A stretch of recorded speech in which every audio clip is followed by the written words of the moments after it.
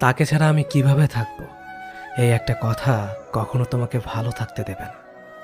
কেউ কারো জীবনে অপরিহার্য না। এই সহজ কথাটা যতদিন তুমি না বুঝতে পারবে, ততদিন তুমি ভালো থাকতে পারবে না। সময় সব কিছু বদলে দেয়। একসময় যে মানুষটা তোমার সাথে কথা না বলতে পেরে হাউমাউ করে কাঁদতো, আর সে মানুষটা তোমার 50 বার কল রিসিভ করারও সময় পায় না। একসময় যে মানুষটা সারা রাত জেগে কথা বলার জন্য অনুরোধ করত, আজ তার খুব সহজে ঘুম চলে আসে।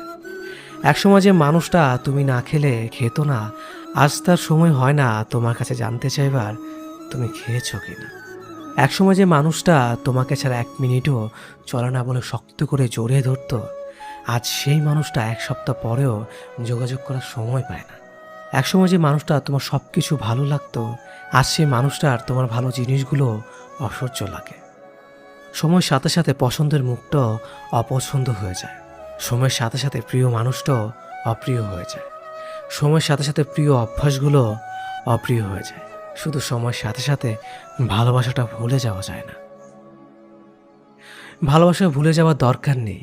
শুধু যে মানুষটা এত সহজে বদলে গিয়ে সব স্মৃতি, কমিটমেন্ট, আবেগ, অনুভূতি, ভালোবাসা ভুলে গেল, তাকে মনে করে আর কষ্ট পাবে না।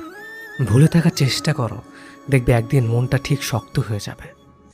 যেমন লোহাকে বারবার আগুনে পুড়িয়ে আঘাত করে করে ধারালো অস্ত্র বানানো হয়, তুমি ঠিক তেমন আঘাতে আঘাতে ধারালো অস্ত্র হয়ে যাবে।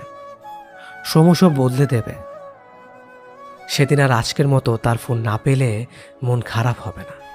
সেদিন আর তার সাথে দেখা না হবার জন্য কান্না আসবে না। সেদিন প্রতারকটাকে কৃতজ্ঞতা জানাবে, কারণ সে তোমাকে ঠকিয়েছে বলেই তুমি এতটা শক্ত হতে পেরেছ।